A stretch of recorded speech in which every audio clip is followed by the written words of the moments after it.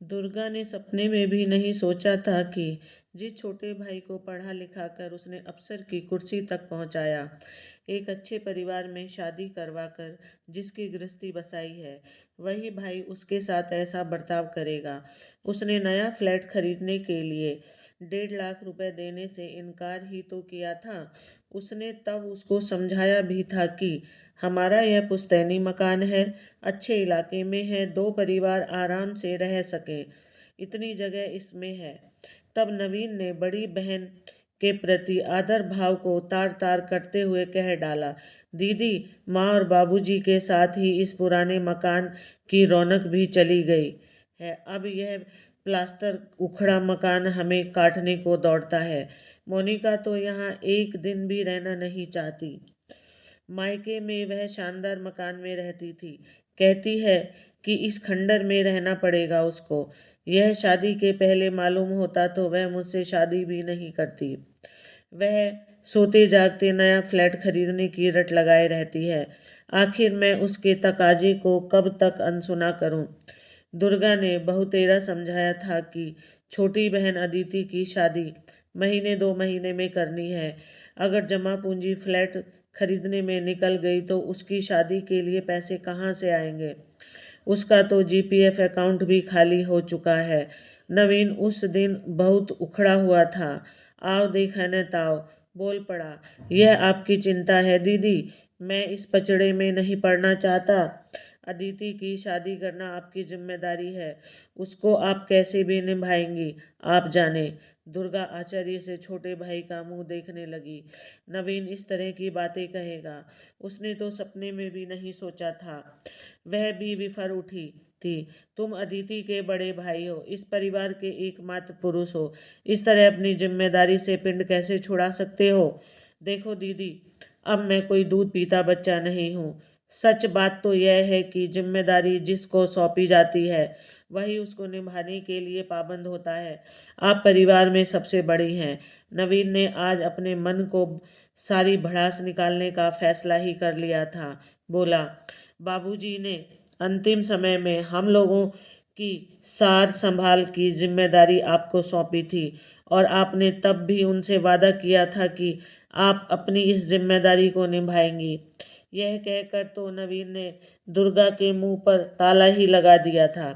कुछ कहने समझने की उसने गुंजाइश ही नहीं छोड़ी थी। वह चुपचाप ड्राइंग रूम से उठकर अपने कमरे में जाकर बिस्तर पर पड़ गई। उसका दिमाग पुरानी स्मृतियों के झंझावतों से भरा उठा। बीती घटनाएं फिल्म के दृश्य की तरह एक के बाद एक उसके स्मृति पटल पर उभरने लगी। जब थोड़ी सी बीमारी के बाद माँ की मृत्यु हुई, वह बीए फाइनल में थी। मेरिट में आने का मंसूबा बांधे बैठी थी। वह परिवार की सबसे बड़ी संतान और लड़की होने से घर की देखभाल का जिम्मा न जाने कब उसके कमजोर कंधों पर आ पड़ा। वह समझ ही नहीं पाई। घर की गाड़ी के पहिए उसको धुरी मान कर घूमने लगे। मेरी समझदार बेटी दुर्गा सब संभाल लेगी।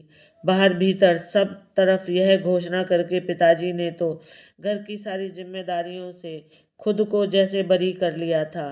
दुर्गा 3 बहन भाई हैं। दुर्गा से छोटा नवीन और नवीन से छोटी अदिति। नवीन को पढ़ने, दोस्तों के साथ मौज मस्ती करने और बाकी समय में क्रिकेट खेलने में फुर्सत ही नहीं मिलती थी। अदिति तो परिवार की लाडली होने का पूरा पूरा फायदा उठा रही थी। कभी मूड मूड होता तो घर के काम में दुर्गा का हाथ बटाती, वरना सहेलियों और कॉलेज की पढ़ाई में ही उसने अपने को व्यस्त रखती। दुर्गा जानती थी कि अदिति को आखिर एक दिन पराए घर जाना है। घर के रोजमर्रा के काम में भी वह रुचि ले, ऐसी कोशिश दुर्गा करती रहती थी। पर अदिति यह कहकर उस पर पानी फेर देती थी कि अभी तो मुझे आप अपने राज में आज़ाद पंछी की जिंदगी जी लेने दो। जब ससुराल पहुंचूंगी तो सब सीख लूंगी। समय अपने आप सब सिखा देता है। आप आज घर को जिस कुशलता से संभाल रही हैं, वह भी तो समय की जरूरत ने ही आपको सिखाया है दीदी। दुर्गा ने इसके बाद तो किसी से शिकवा शिकायत करना छोड़ ही दिया था। प्रथम श्रेणी में बीए करने के बाद वह समाजशास्त्र में एमए करके पीएचडी करना चाहती थी। पर सोचा हुआ सब कहाँ हो पाता है। पिताजी ने घर की जिम्मेदारियों का वास्ता देकर बीए करने के बाद उसको घर बैठा लिया था। बेचारी मन महसूस कर रह गई थी। एक दिन भयानक हादसा हुआ। दौरे से लौटते समय एक सड़क दुर्घटना में उसके पिता इन तीनों बहन भाइयों को अनाथ करके संसार से विदा हो गए। दुर्गा पर तो जैसे मुसीबतों का पहाड़ ही टूट पड़ा। तब कुल 25 वर्ष की उम्र थी उसकी। पिता के दफ्तर वालों ने बड़ी मदद की। उसको पिता के दफ्तर में ही क्लर्क की नौकरी दे दी। जैसे तैसे परिवार की गाड़ी चलने लगी। कई बार पैसे की तंगी उसका रास्ता रोक कर खड़ी हुई, पर दुर्गा ने नवीन और अदिति को यह एहसास नहीं होने दिया था कि वे अनाथ है। उनकी पढ़ाई बद दस्तूर चलती रही। नवीन पढ़ने में होशियार था।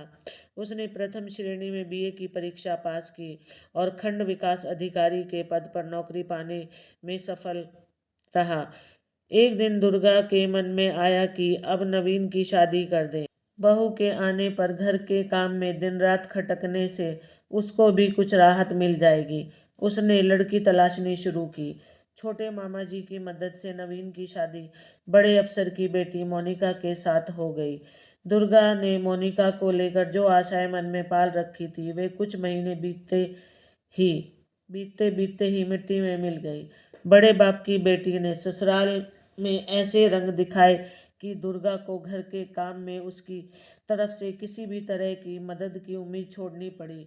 दुर्गा को हालांकि सकारात्मक उत्तर की जरा भी आस नहीं थी। फिर भी हिम्मत बटोर कर एक दिन उसने मोनिका से कह डाला, मोनिका, मुझे भी 10 बजे दफ्तर जाना पड़ता है। मैं चाहती हूँ कि रोटियां तुम सेक लिया करो। किचन का बाकी काम तो मैं निपटा ही लूँगी। तुमसे इतनी मदद मिलने पर दफ्तर जाने के लिए अपनी तैयारी भी सहूलियत से कर सकूंगी। नहीं दीदी, मोनिका ने रूखा सा जवाब दिया, यह मुझसे नहीं होगा। मैं तो सोकर ही सुबह 9 बजे उठती हूँ। नवीन के भी बहुत सारे काम मुझे करने पड़ते हैं। रोज रोटियां सेकने का जिम्मा मैं नहीं ले सकती। वैसे भी किचन के गोरख धंधे में मेरी कोई दिलचस्पी नहीं है। हमारे यहाँ तो नौकर ही यह सब काम करते थे। मुझे तो आप बख्श ही दीजिए। इसके बाद तो दुर्गा ने घर के कामकाज को लेकर चुप्पी ही साध ली। खुद ही गृहस्थी की गाड़ी को एक मशीन की तरह ढोती चली गई। परिवार के बाकी सदस्य तो सब देखकर भी अनजान बन बैठे। इस बीच मौसा जी की एक बात को लेकर घर में भूचाल आ गया और कई दिन उसका कंपन थमा ही नहीं। उस दिन मौसा जी ने सहज भाव से इतना ही तो कहा था कि उन्होंने भी दुर्गा के लिए एक अच्छा सा लड़का देखा है। क्ला, लड़का क्लास 2 ऑफिसर है। परिवार भी खानदानी है। आदर्श विचारों के लोग हैं। दहेज की मांग भी नहीं है। दुर्गा बहुत सुखी रहेगी। मौसा जी की बात सुनकर 1 मिनट के लिए तो जैसे सन्नाटा ही छा गया। नवीन और मोनिका एक दूसरे का मुंह ताकने लगे। दोनों के चेहरे पर हैरानी और परेशानी की गहरी रेखाएं खिंचती चली गई। यह क्या बात ले बैठे आप भी मौसा जी, नवीन ने सकचाते हुए कहा। अपनी बात रखी। दीदी तो इस घर की सब कुछ है। वह तो आत्मा है हमारे परिवार की। बाबूजी उन्हीं को तो घर की सारी जिम्मेदारियां सौंप गए थे। अभी अदिति की शादी होनी है। हम पति पत्नी भी अभी ठीक से सेटल नहीं हो पाए हैं। दुनियादारी की हम लोगों को समझ ही कहाँ है। दीदी दूसरे घर चली गई तो इस घर का क्या होगा। हम तो कहीं के नहीं रहेंगे। मौसा जी हक्के बक्के थे। मोनिका के शब्दों ने तो उन्हें राहत ही कर डाला। वह तैश में आकर बोली थी, दीदी यूं ही सब संभालती रहेंगी, यह विश्वास करके ही तो मैं नवीन के साथ शादी करने के लिए राजी हुई थी। वह हमें अध बीच में छोड़कर इस घर से नहीं जाएंगी। यह आप साफ साफ सुन लीजिए। मौसा जी, दुर्गा को लगा जैसे कई बिच्छुओं ने एक साथ उसके शरीर में अपने जहरीले पैने डंक घुसेड़ दिए हैं और वह चीख भी नहीं पा रही थी।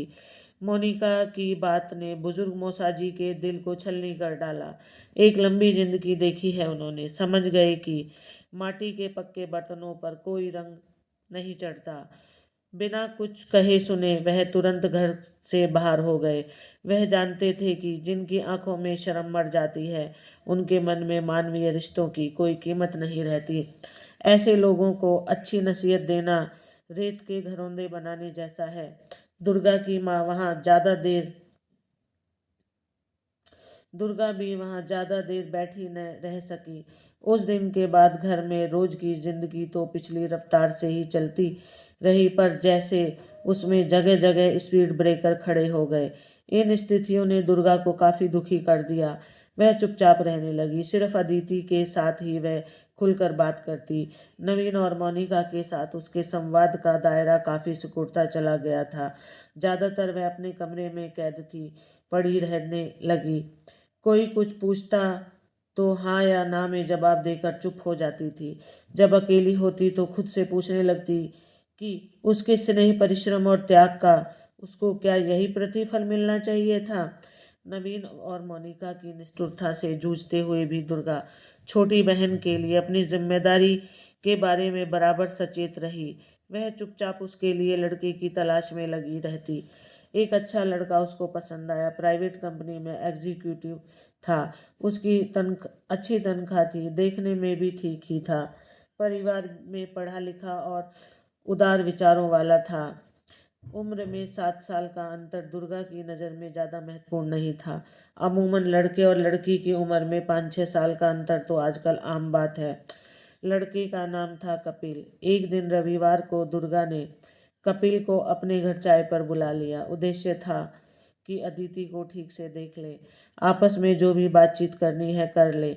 बाकी बातें तो कपिल के माता पिता से मिलकर उसको स्वयं ही तय करनी है। मौसा जी और मामा जी को भी अपने साथ ले लेगी। नवीन और मोनिका को इस बात की भनक लग चुकी थी, पर दुर्गा ने इस काम में उनकी कोई भूमिका तय नहीं की थी, इसलिए दोनों चुप थे। कपिल वक्त का पाबंद निकला। शाम के 5 बजते बजते पहुंच गया। एक सलोना सा युवक भी उसके साथ था। कपिल जी, एक बात पूछूं? दुर्गा ने शुरुआत की। आप पिछले कुछ दिनों से मेरे दफ्तर में खूब आ जा रहे हैं। कोई काम तो वहाँ नहीं अटका है आपका? जी नहीं, कोई काम नहीं अटका। यूं ही आया होऊंगा। आप सरीका समझदार आदमी किसी सरकारी दफ्तर में यूं ही चक्कर काटेगा, यह बात मेरे गले नहीं उतर रही। समझ आने पर आपके गले उतर जाएगी। आप बिल्कुल चिंता ना करें। अभी तो बस इतना ही बताइए कि मेरे लिए क्या आज्ञा है। दुर्गा ने जांच लिया कि लड़का सचमुच तेज है। उसको बातों में भरमाया नहीं जा सकता। सो बिना भूमिका के उसने काम की बात शुरू कर दी। आजकल शादी ब्याह के मामले में आगे बढ़ने के लिए पहली और सबसे ज़रूरी औपचारिकता है लड़के लड़की के बीच सीधा संवाद। मैं चाहती हूँ कि आप कमरे में जाकर अदिति से बात करें। जो पूछना हो पूछ लें और जो बताना हो वह बताएं। मैं भला क्यों करूँ यह सब पूछताछ?